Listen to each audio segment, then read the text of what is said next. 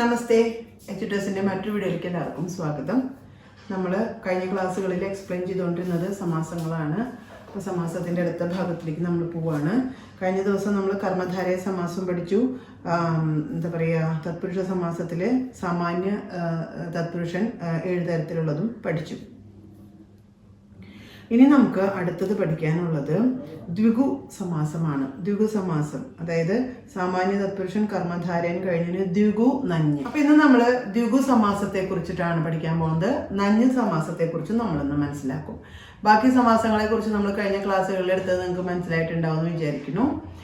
അപ്പൊ നമുക്കിനി ഈ 2 സമാസങ്ങളെ കൂടി ഒന്ന് മനസ്സിലാക്കിയാലോ. അപ്പൊ ആരെങ്കിലും ചാനൽ സബ്സ്ക്രൈബ് ചെയ്യാത്തതുണ്ടെങ്കിൽ സബ്സ്ക്രൈബ് ചെയ്യണം കേട്ടോ. ലൈക്ക് ചെയ്ത് ഷെയർ ചെയ്ത് ഞങ്ങളെ സപ്പോർട്ട് ചെയ്യണം. അപ്പൊ ദ്വിഗു സമാസത്തിലേക്ക് പോവാം. ദ്വിഗുസമാസം ത്രിധ തദ്ധിതാർത്ഥോത്തരപദഃ സമാഹാരഃ സംഖ്യാപൂർവശ്ച. തദ്ധിതാർത്ഥോത്തരപദഃ ദ്വിഗുസമാസം, സമാഹാര ദ്വിഗു, സംഖ്യാപൂർവക ദ്വിഗു, അങ്ങനെ 3 തരത്തിലാണ്. സമാഹാര ദ്വിഗു എന്ന് പറയുന്നത് സമാഹാര ശബ്ദം ഉണ്ടെങ്കിൽ സമാഹാരം. ത്രയാണാം ലോകാനാം സമാഹാരഃ ത്രിലോകി, അത് സമാഹാര ദ്വിഗുവിന് ഉദാഹരണം. തദ്ധിതാർത്ഥ ദ്വിഗു എന്ന് പറയുന്നത് ഷണ്ണാം മാതൃഗണാം അപത്യം ഷൺമാതുരഃ, അതാണ് തദ്ധിതാർത്ഥ ദ്വിഗു എന്ന് പറയുന്നത്. ഉത്തരപദ ദ്വിഗു എന്ന് പറയുന്നത് പഞ്ചഹ ഗാവഹ ധനം യസ്യ സഹ പഞ്ചഗവ ധനഃ എന്നുള്ള വാക്കാണ്. ഇവിടെ ദ്വിഗു സമാസേ പൂർവപദം സംഖ്യാവാചകമേവ ഭവതി. ദ്വിഗു സമാസത്തിൽ കോമൺ ആയിട്ട് നമ്മൾ മനസ്സിലാക്കാറുള്ളത് സംഖ്യാവാചകമായിരിക്കും പൂർവപദം എന്നുള്ളതാണ്. കിന്തു സംഖ്യാപൂർവ സർവേബി ന ദ്വിഗു, എന്നാൽ സംഖ്യാപദം വരുന്നത് മുഴുവൻ ദ്വിഗു ആണ് എന്ന് നമുക്ക് പറയാൻ പറ്റില്ല. ദ്വിഗുവിൻ്റെ ഒരു സാമാന്യമായിട്ടുള്ള പ്രത്യേകതയാണ് സംഖ്യാപദം മുൻപ് വരും എന്നുള്ളത്. പക്ഷെ എല്ലാം അങ്ങനെ ആയിക്കൊള്ളണമെന്നില്ല. യഥാ പഞ്ചഹ ഗാവഹ യസ്യ സഹ പഞ്ചഗുഹു എന്ന് പറയുന്ന വാക്ക്, അതിൽ പഞ്ച എന്നുള്ളത് 5 എന്നുള്ള സംഖ്യയാണ്. അത് മുൻപ് വന്നിട്ടുണ്ട്.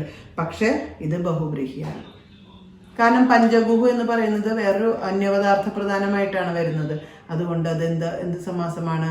ബഹുവ്രീഹി സമാസമാണ്. ദൗ ച ദശശ്ച ദ്വാദശഃ ഇതി ദ്വന്ദ്വഃ, ദ്വന്ദ്വ സമാസമാണ്. അത് 2 സംഖ്യയായിട്ടാണ് വരുന്നതെങ്കിലും അത് 2 വാക്കുകൾക്കും ഒരേപോലെ പ്രാധാന്യമുള്ളത് കൊണ്ട് അതെന്താണ്? ദ്വന്ദ്വ സമാസമാണ്. അഷ്ടാധികാവിംശതി അഷ്ടവിംശതി ഇത് കർമ്മധാരയ വർത്തതി. അപ്പൊ ചില സ്ഥലത്ത് ഈ ഒരു വ്യത്യാസം വരും. അത് നമുക്ക് കാണുമ്പോൾ തന്നെ മനസ്സിലാവും. ഓക്കെ, അപ്പോൾ അത് ഒന്ന് ശ്രദ്ധിച്ചാൽ മാത്രം മതി. ത്രയാണാം ലോകാനാം സമാഹാരഃ ത്രിലോകി എന്ന് പറയുന്നത് നമുക്ക് പെട്ടെന്ന് മനസ്സിലാക്കാനായിട്ട് സാധിക്കും, അല്ലേ? അത് നമ്മളിങ്ങനെ കുറെ പഠിച്ച് വരുമ്പോൾ അതിൻ്റെ പ്രത്യേകതകൾ നമ്മുടെ മനസ്സിൽ കിടക്കുമ്പോൾ നമുക്ക് കുറെ കൂടി ഈസി ആയിട്ട് മനസ്സിലാക്കാൻ പറ്റും. അത് എങ്ങനെയാണ് മനസ്സിലാവുക എന്ന് ചോദിച്ചാൽ നമുക്കത് വായിച്ച് വരുമ്പോൾ തന്നെ നമുക്കത് ഉൾക്കൊള്ളാനായിട്ട് സാധിക്കും. സംഖ്യാവിശേഷണ പൂർവപദ കർമ്മധാരയസ്യ സ്ഥാനെ സംഖ്യായാമസ്യ പ്രയോഗഃ സംഖ്യാപൂർവപദ കർമ്മധാരയഃ സജ്ഞായാമേവ ഭവതി. യഥാ സപ്തർഷയഃ സപ്തർഷയഃ സപ്തർഷീണാമിയം സജ്ഞ വിശേഷണ പൂർവപദ കർമ്മധാരയ ഏവ. അനേകവദ്ഭാവി ദ്വിഗുഹു അയമിതി ക്വചിത് ലിഖ്യതേ തത്തു അപാണനീയം താദൃശദ്വിഗോഃ അസംഭവാത്. ഷൺമാതുരഃ ഇതി തദ്ധിതാന്തഃ ശബ്ദഃ തത്ര ഷഡ്ശബ്ദസ്യ മാതൃശബ്ദസ്യ ചൈവ ദ്വിഗുസമാസഃ. തദ്ധിതപ്രയത്നേന വിനാ തദ്ധിതാർത്ഥദ്വിഗോഃ സ്ഥിതിഃ നാസ്തി. പഞ്ചഗവധനഃ ഇതി ബഹുവ്രീഹിഃ പഞ്ചശബ്ദ ഗോശബ്ദയോരേവ ദ്വിഗുസമാസഃ. ഉത്തരപദദ്വിഗോരപി ബഹുവ്രീഹിം വിനാ സ്ഥിതിഃ നാസ്തി. അപ്പൊ ചില സ്ഥലങ്ങളിൽ സംഖ്യാപൂർവകമായിട്ട് വരും, ചില സ്ഥലങ്ങളിൽ അല്ലാതെയും വരും. അപ്പൊ നമുക്ക് വായിച്ച് മനസ്സിലാക്കാൻ സാധിക്കുന്നതാണ്. ഇപ്പൊ ഏകദേശം ഇത് 3 മാത്രം മനസ്സിലാക്കി വെക്കുക. സമാഹാര ദ്വിഗു, തദ്ധിതാർത്ഥ ദ്വിഗു, ഉത്തരപദ ദ്വിഗു എന്നുള്ള ഈ 3 ദ്വിഗു സമാസങ്ങൾ മനസ്സിലാക്കിയാൽ മതി. ഓക്കെ, ഇനി അടുത്തത് നഞ്ഞ്. നഞ്ഞ് പ്രഭൃതയഃ പഞ്ചധ എന്നാണ് പറയുന്നത്. നഞ്ഞ് സമാസം.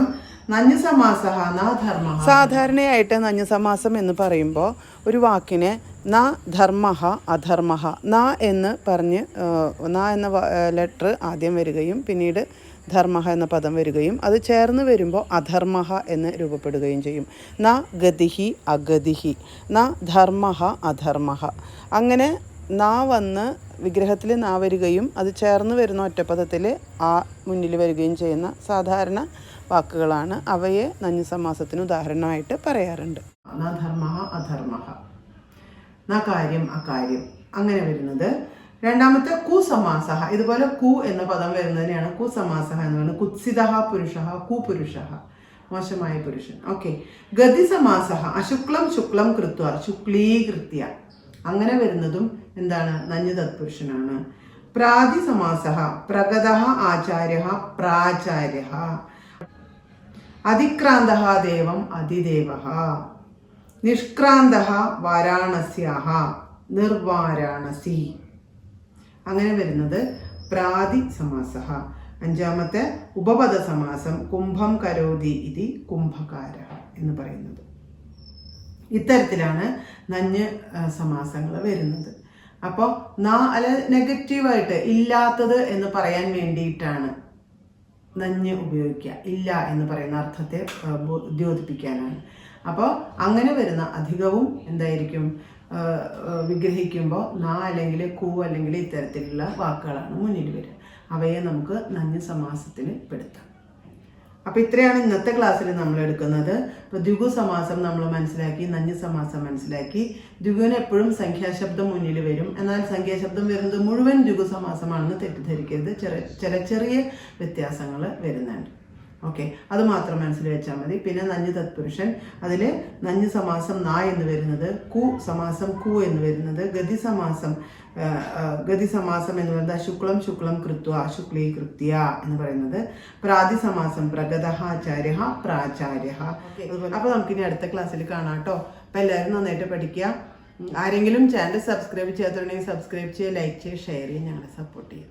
Okay, thank you for watching.